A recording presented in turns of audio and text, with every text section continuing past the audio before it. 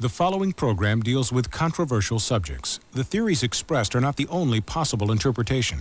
The viewer is invited to make a judgment based on all available information. Tonight on Sightings, thousands of Americans may have been abducted and sexually abused by extraterrestrials. I'm one of those few men who knows what a woman feels like when she's raped. We reveal their frightening motives. Then we uncover the U.S. military's own top-secret UFOs, hidden in the Nevada desert. We have things out there that are literally out of this world.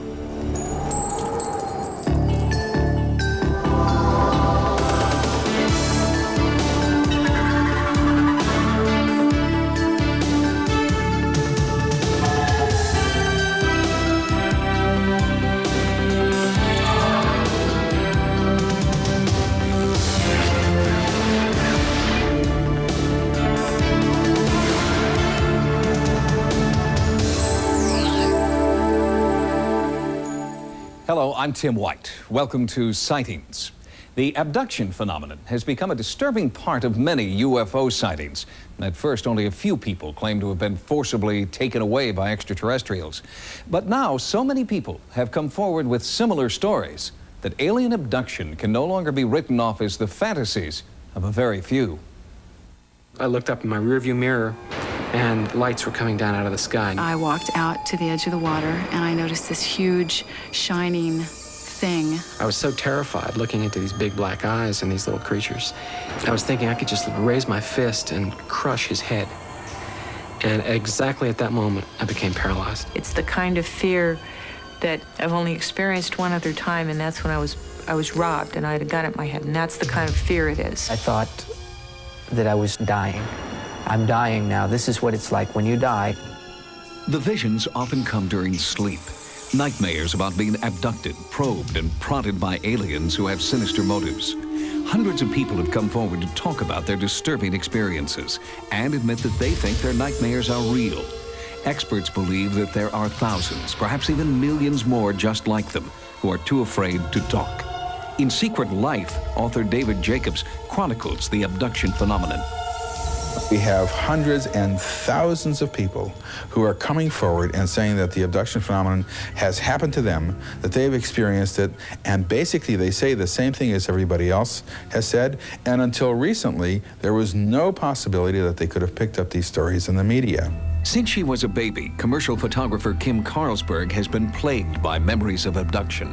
At 4:30 in the morning, I saw this image of these four beings just move through this wall. They just, like it wasn't there. And they came over to me, two at my feet, two at my head, and they started to lift me up to the ceiling. Most abductions take place where a person is taken out of the normal environment, they're taken against their will, they have physical, mental, reproductive procedures performed on them, and then they're released. Bud Hopkins has been researching alien abduction reports for 26 years and is a firm believer. I'm the first to admit that all this sounds outrageous. It all sounds just crazy, and yet the evidence is there behind it. But skeptic Philip Klass believes mass media is to blame for the rise in abduction reports. Dozens of talk shows, dozens of other TV shows have promoted this idea that aliens are here and abducting human beings. And so it becomes the popular myth. Particular problems could adequately be explained by the condition narcolepsy. This is a disorder characterized by hypnagogic hallucinations, that's hallucinations that occur at sleep onset, which can be very vivid and include the feeling of other people being present in the room or a sensation of levitation. Patients will actually describe saying that they are looking down onto their body. I have two people that I've never met describing this exact same examination of their head being opened up, something being done to their brain, and being put back together again. They opened my back. I knew my back was open because I could feel. It was almost as though a slit had been drawn down my back and across to the side, and they had opened a flap of flesh and tissue. Whether the reports come from adults or children, men or women, most of them follow similar patterns. There's a bright light that shines in the room. The abductee sees it. They hear a noise outside. They're not interested in your mate, they're interested in you. So what they do is they render the person that you're with unconscious. She goes up a beam of light with the alien into a hovering craft. If anyone goes into the room at that point, there's no one in the room. She's not in bed, in other words. The person is literally missing. You find yourself on a table and these creatures around you with instruments, and you have no idea what they're doing, and they don't tell you. My skin was sliced, like with a surgical instrument. When a person is abducted, there's a physical examination. The focus of the entire enterprise seems to me to be unmistakably on reproductive issues. They have a mission, a job to do, and they're doing their job with little respect to their subjects. 90% of reported abductions involve descriptions of what experts call gray aliens, extraterrestrial creatures with oversized heads and dark almond-shaped protruding eyes. Less common are insect-like or reptilian creatures. The reptilian type has bothered a lot of people. It seems to be quite hostile and intrusive, often has claw-like hands, and I know there's one case where claw marks were photographed on the back of a woman. There's one being in particular that I always recognize, and he's not a gray. He's taller, he's thinner, he's got a bigger head, he's got bigger eyes. His limbs are very praying mantis-like. I remember being on the table with my head turned away, not wanting to look at this creature. And then when I looked at him, I just recognized him as the one that I hated. In a few cases, subjects claim to see hybrids, creatures who are half human, half alien. Some abductees believe they are being crossbred with aliens to create these hybrids. A very important part of the abduction phenomenon is that there are reproductive procedures carried out upon them. I've been shown children, I've been shown babies. I've been asked to hold children and babies. I've been asked to give these children affection. And these children aren't alien children, and they're not human children. They're somewhere in between. I had a woman who had been to the doctor, had an ultrasound done. Her husband was there. Everyone observed at 3 months a healthy fetus. The next day she wakes up screaming. They took it. Is so upset, her husband takes her back to the doctor. He does a pregnancy test, finds out she's no longer pregnant. They do a D&C, there's nothing there. The most humiliating thing that happened to me is they put a cylindrical sort of thing over my genitals, and it made me have an orgasm in a second. And I really feel like I'm one of those few men who knows what a woman feels like when she's raped. I've been on a table, and I've seen something removed from my body that I will call a fetus, a baby. It was so small I couldn't believe that it could live on its own. I remember putting my finger in the arch of its foot. I was afraid to look at the face. I was afraid to see what it looked like. There seems to be an enormous interest in the emotional side of this, too, on the part of the aliens. They want us to hold these odd little children, these babies. They want to see how a mother will hold in love a child, things which to us are instinctive. The abduction phenomenon begins usually in infancy, or at least by the age of 2, 3, or 4.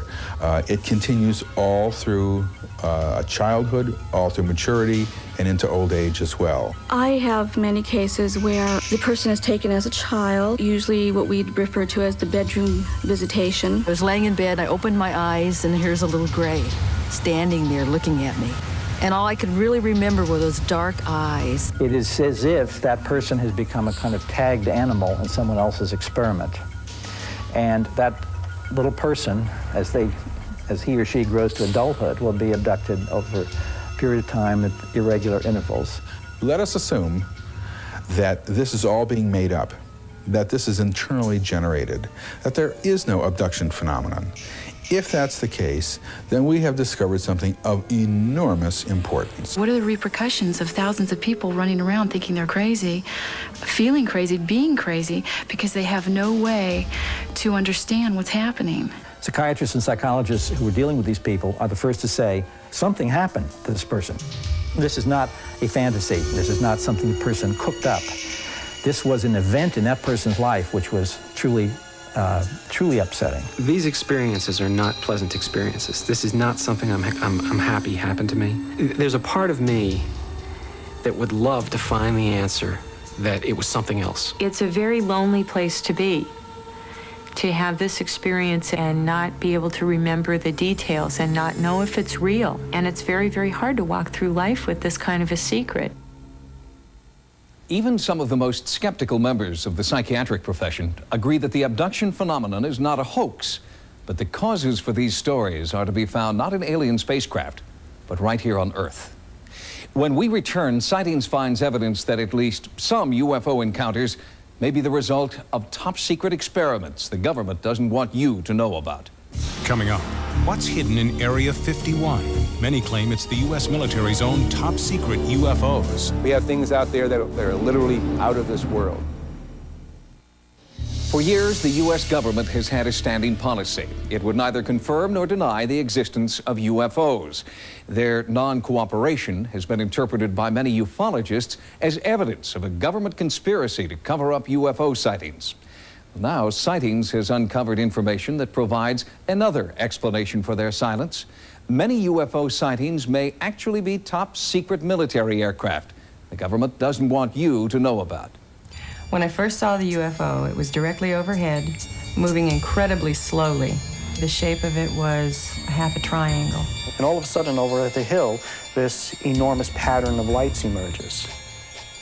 I was just in awe of what I'd seen because I didn't know what it was and I'd never seen anything like it. Holy cow! There's no question that there have been sightings by military devices in space. And that gets us right to the UFO question. Are we dealing with a cosmic Watergate? Which I maintain that we are. What the hell was that? I don't know. It was neat. It was like leaving stuff behind it, wasn't it? For the past 25 years, the United States government, especially the Air Force, has been telling us these things don't exist. I feel that there's been so much controversy about cover-ups and UFO phenomena and everything that goes on. And I think that someone needs to point out that a lot of it is just hogwash. And anybody who says the United States government is not withholding information about flying saucers simply isn't telling the truth, or they're totally ignorant one way or the other. Our most recent investigation has concentrated on a series of sightings in the western United States. Sightings has learned that many UFOs spotted in California and Nevada may actually be highly classified military experiments called black projects. Sources familiar with these black projects, many of whom wish to remain anonymous, have told us that the military is now experimenting with aerospace technology beyond our wildest dreams. The objects we're talking about are zipping around and doing hard-angled turns, acute angled turns. In order to do that, it must be controlling gravity. And therefore, what you're talking about is a spacecraft, not an aircraft. I think you have to be careful not to confuse what's mysterious with what is virtually supernatural. Certainly some of these things are going to look very strange. They're very unlike aircraft with which people are familiar. Well, certainly the history of the flying saucer phenomena suggests that in the past, classified programs resulted in a lot of reports of flying saucers. And if you see all of the instances where conventional aircraft have been misinterpreted as flying saucers, it's quite easy to understand how unconventional aircraft could receive a similar misinterpretation. In the Nevada desert, we have things that would make George Lucas envious. We have things out there that are literally out of this world. Most aeronautical black projects reportedly operate out of this test site located at Groom Lake in Nevada. This installation is also known as Area 51, or Dreamland. The government denies the very existence of Area 51, but these photographs do prove there is an installation at Groom Lake. They have a hangar near the south end of the ramp that appears to have doors that are almost 200 feet tall, 400 feet wide. You can put anything in there. One of the problems associated with Groom Lake is the fact that it is a place that does not officially exist. This federal official insisted on hiding his identity. Area 51 is the most tightly secured installation in this country. It's guarded both over the air and on the ground by elite Air Force security police and Department of Energy special response teams. They're heavily armed, and their total mission is to keep people off of this installation. It's an ideal place for top secret, highly classified military projects, to refine them, to take them to the next level. This is the place. You have deep, deep desert valleys, high mountain ranges. to camouflage and mask these things when they fly. The military is the top dog here in Nevada, no doubt about it. They run the show. If someone came to me and said there's just absolutely nothing that's secret, and they decided they were going to hike into Area 51, I think that could be the biggest and perhaps the last mistake they are going to make in their life. Are these people still locked into a Cold War mentality? Is that the point here? Or are they really hiding something that's totally alien? Is this otherworldly technology that's being applied to Air Force black projects? One of the most recent black projects to be leaked to the media has been dubbed Aurora. The few facts revealed so far about Aurora's speed and maneuverability are tantalizing. Rumors about Aurora first started after thousands of people in Southern California reported feeling earthquakes. Seismologists found that the tremors were not earthquakes, but were caused by sonic booms. The booms were the first hard evidence that high-speed, unidentified aircraft were operating over the western United States. We really can't tell what's moving. The only thing we see is a sonic boom, and that's telling us that something is moving faster than the speed of sound. So actually, we can't even tell it's an airplane. The sonic booms were tracked and found to be heading toward Nevada. At the same time, witnesses described an increasing number of UFOs that defied the laws of aerodynamics. If they are top-secret military aircraft, where is this new technology coming from? The technology is incredible. A Mach 6 airplane, unmanned aerial vehicle performing these incredibly banked, high-speed turns. It boggles the mind. Yeah, I think it could possibly be something otherworldly or at least borrowed alien technology. I don't put that beyond the realm. Top-secret testing of experimental aircraft does provide a compelling explanation for many UFO sightings. But what about sightings which occur in remote areas far from military bases, or sightings in which eyewitnesses claim personal contact? Further investigation is needed to provide a more complete answer to the UFO question. Coming up, a Sightings viewer asks us to investigate a sinister entity that haunts her family's home. My little girl's hysterical, and I can't do anything. Recently, one of our viewers called to tell us that she believes her home and family are haunted and has asked Sightings to conduct a ghost investigation. Well, we thought this would be a good opportunity to show you step by step how a real ghost investigation is conducted. I went to her home in Garden Grove, California to begin the investigation process. My little girl's hysterical, and I can't do anything. I feel so weak, so helpless, and I don't know what to do. Soon after Anita Mock and her family moved into this Garden Grove, California home, the haunting phenomena began. At first, the family claimed the ghostly activity was benign. Objects would appear and disappear without warning. But in the past few weeks, the haunting has taken a frightening turn. When I saw that night, I dropped the dishes that I was holding, and I grabbed my little sister and I ran outside, and I just went hysterical. I turned around, looked at her, and I just got up and started running. We both jumped because we're ready for anything at that moment. We're just so scared. The family has seen a spectral figure dressed in white moving through the house. Doors slam for no reason, lights go on and off, and as Anita told me, something is now physically harming her children. 3-year-old sleeps right here. And I came in and I asked her, what's wrong? She just sat up and she was just shaking. And she just started crying, and I just kept telling her, what's wrong? Did you have a bad dream? So, no.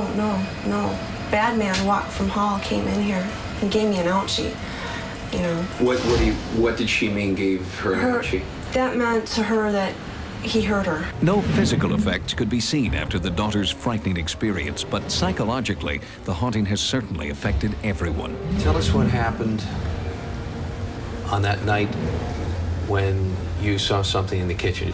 It looked like something was staring at me, and all I noticed. What did you see? I noticed something was wearing white, and it was peeking around the door, and it had like its hands on the door.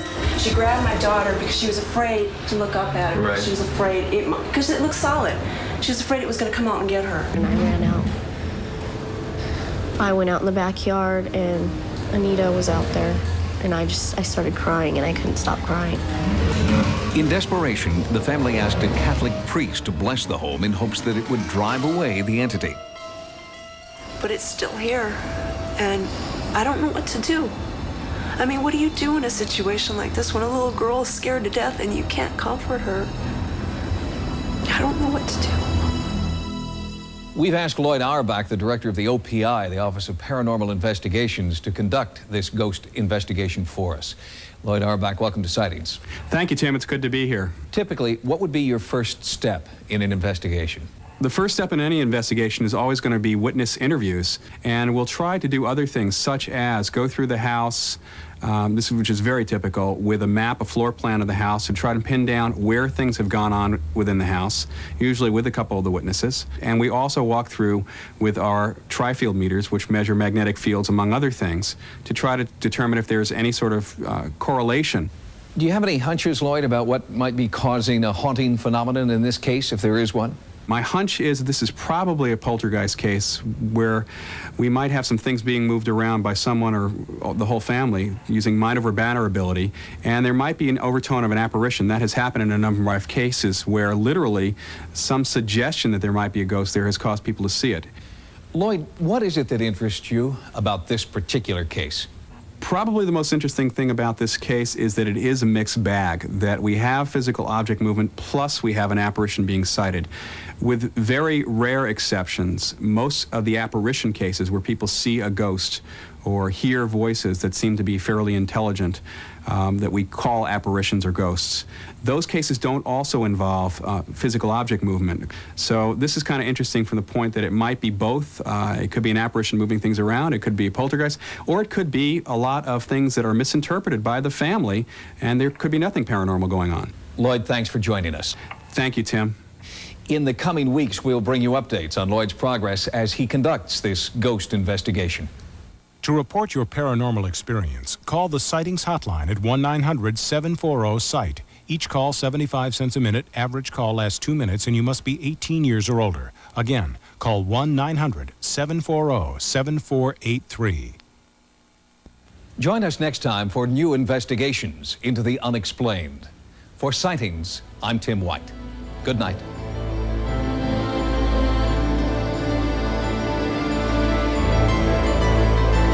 Tomorrow, after a full hour of cops, emergency teams go into action to save the victims of an airliner crash on a special hour of Code 3.